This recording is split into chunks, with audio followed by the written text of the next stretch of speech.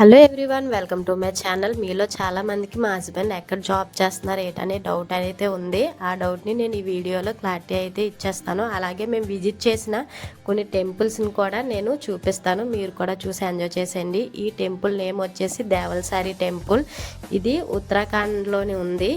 ఈ టెంపుల్ని మరొక నేమ్ వచ్చేసి గంటలగూడ అని కూడా అంటారు. ఈ టెంపుల్ చాలా ఫేమస్ అండ్ వెళ్ళిన తర్వాత చాలా పీస్ఫుల్గా ఉంటుంది మైండ్. మీరు కూడా ఉత్తరాఖండ్ దగ్గరలో ఎవరైనా ఉంటే మాత్రం ఈ దేవల్సారి మహాదేవ్ టెంపుల్ని విజిట్ చేయండి. నెక్స్ట్ వచ్చేసి మేము బుద్ధ కేదార్నాథ్ క్యాబ్ బుక్ చేసుకొని అయితే ఒక 4 ఫ్యామిలీస్ అయితే వెళ్ళాము. అక్కడ బుద్ధ కేదార్నాథ్ అంటే సేమ్ కేదార్నాథే, అంటే రెప్లికా టైప్ అనమాట. సేమ్ కేదార్నాథ్ ఎలా ఉంటుందో సేమ్ అలాగే బుద్ధ కేదార్నాథ్ మొత్తం టెంపుల్ ఏంటి, లోపల దేవుడేటి అన్నీ కూడా బుద్ధ కేదార్నాథ్లో ఎలా అయితే ఉంటుందో సేమ్ ఇక్కడ కూడా అలాగే ఉంటుంది. ఈ బుద్ధ కేదార్నాథ్ వచ్చేసి న్యూ టెహ్రీ నుంచి చాలా దూరం అయితే ఉంటుంది. కాబట్టి బైక్స్ మీద అంత సేఫ్టీ కాదు. మ్యాక్సిమం ఒక 3 or 4 ఫ్యామిలీస్ కలిసి క్యాబ్ బుక్ చేసుకొని వెళ్ళడం అనేది బెస్ట్ ఆప్షన్. ఎందుకంటే బుద్ధ కేదార్నాథ్ చాలా లాంగ్. అసలు మేము ఉత్తరాఖండ్లోని చాలా టెంపుల్స్ అయితే విజిట్ చేసాము. ఆ టెంపుల్స్తో పోల్చుకుంటే ఈ బుద్ధ కేదార్నాథ్ అనేది చాలా డిస్టెన్స్ ఎక్కువ.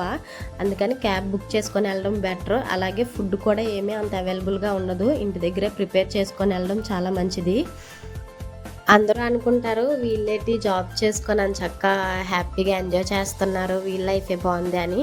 ఎవరిదంత ఈజీగా ఏమీ ఉండదు. ఎందుకంటే ఒక పక్క చిన్నపిల్లలు చూసుకుంటూ వాళ్ళ హెల్త్ ఏదైనా ఇష్యూస్ అవుతే చూసుకుంటూ అలా జాబ్ చేసుకుంటూ డ్యూటీస్ అడ్జస్ట్మెంట్ చేసుకొని కొంచెం దగ్గర ఉన్న ప్లేసెస్ అన్ని విజిట్ చేయడం అనేది చాలా టఫ్. అది ఎవరైతే జాబ్స్లో ఉన్నారో వాళ్ళకే తెలుస్తుంది.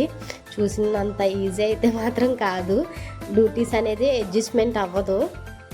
తర్వాత మేము దారిదేవి టెంపుల్కి అయితే వెళ్ళాము. ఈ టెంపుల్ ప్రత్యేకత ఏంటంటే అమ్మవారిపై డైరెక్ట్గా సూర్యకిరణాలు అనేవి పడతాయి. దానివల్ల చూడగానే ఒక తెలియలేని వైబ్ అనేది ఉంటుంది. నెక్స్ట్ వచ్చేసి మేము సుర్కండ్ దేవి టెంపుల్కి అయితే వెళ్ళాము. ఈ సుర్కండ్ దేవి టెంపుల్ అనేది నాకు చాలా ప్రత్యేకత. ఎందుకంటే మేము మ్యారేజ్ అయిన కొత్తలో చేసి సుర్కండ్ దేవి టెంపుల్ వెళ్ళాము. టెంపుల్ వెళ్ళి వచ్చిన తర్వాత కన్సీవ్ అవ్వడం వల్ల నేను కొన్ని హెల్త్ ఇష్యూస్ వల్ల ఇంకా మళ్ళీ ఎక్కడికి కూడా వెళ్ళలేదు. 8 months ఉన్నాను. 8 months కూడా మేము క్వార్టర్స్లోనే ఉన్నాము. బయట ఏ టెంపుల్స్కి కానీ ఎక్కడికి కూడా మేము విజిట్ చేయలేదు. ఆఫ్టర్ బేబీ తర్వాత మళ్ళీ సుర్కండ్ దేవి టెంపుల్కి అయితే వెళ్ళాము. ఎందుకంటే సుర్కండ్ దేవి టెంపుల్ లొకేషన్ కానీ ఆ టెంపుల్ కానీ చాలా అంటే చాలా బాగుంటుంది. ఒకసారి మీరు కూడా ఎప్పుడైనా సరే ఉత్తరాఖండ్ వెళ్ళినప్పుడు మీరు కూడా విజిట్ చేయండి. అలాగే ఈ సుర్కండ్ దేవి టెంపుల్ లొకేషన్ అంటే ట్రావెలింగ్లోని క్లైమేట్ కానీ ఆ క్లౌడ్స్ కానీ ఆ మౌంటైన్స్ కానీ చాలా అంటే చాలా బ్యూటిఫుల్గా ఉంటుంది. ఇది నవంబర్ అండ్ జనవరి టైంలో వెళ్ళినట్టయితే మొత్తం కూడా స్నో పడుతుంది. అక్కడక్కడ చిన్నగా స్నో అనేది ఉంటుంది.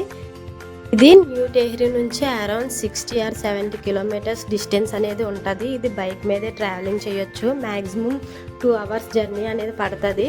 కానీ లొకేషన్ వచ్చేసి చాలా బాగుంటుంది. ఆ క్లౌడ్స్ కానీ మౌంటైన్స్ కానీ ఆ లొకేషన్ అనేది మాత్రం ఎక్సలెంట్. అసలు ఎవరైనా సరే సుర్కండ్ దేవి టెంపుల్ అనేది 100% విజిట్ చేయాల్సిందే. లొకేషన్ అనేది అంత సూపర్గా ఉంటుంది. మేము మ్యారేజ్ తర్వాత first quarters and first visit చేసిన నార్త్ ప్లేస్ కూడా ఉత్తరాఖండే. ఉత్తరాఖండ్ అనేది అసలు చాలా బ్యూటిఫుల్ ప్లేస్. ఎందుకంటే అక్కడ అందరూ కూడా చాలా రెస్పెక్ట్గా ఉంటారు. అందరూ కూడా బ్రాహ్మణ్స్ ఎక్కువ ఉంటారు. నాన్ వెజ్ ఎక్కువ తింటారు. నాన్ వెజ్ అనేది అంత ఎక్కువ అవైలబుల్గా ఉండదు. ఉత్తరాఖండ్లో వచ్చేసి ఏంటంటే అక్కడ మన సౌత్ ఫుడ్ అనేది ఎక్కువగా దొరకదు. ఎక్కువగా స్నాక్స్ కానీ లేదా ఫాస్ట్ ఫుడ్ కానీ ఏం కూడా అంత అవైలబుల్గా ఉండవు. స్వీట్స్ కూడా అంత ఎక్కువగా ఉండవు. దానివల్ల ఉత్తరాఖండ్లోని మన సౌత్ మెంబర్స్ అయితే మాత్రం ఆ ఫుడ్ గురించే కొంచెం ఇబ్బంది పడాలి, కానీ మిగతాదంతా ఓకే. తర్వాత దొంగతనం వాటి ఉండదు న్యూ టెహ్రీలో.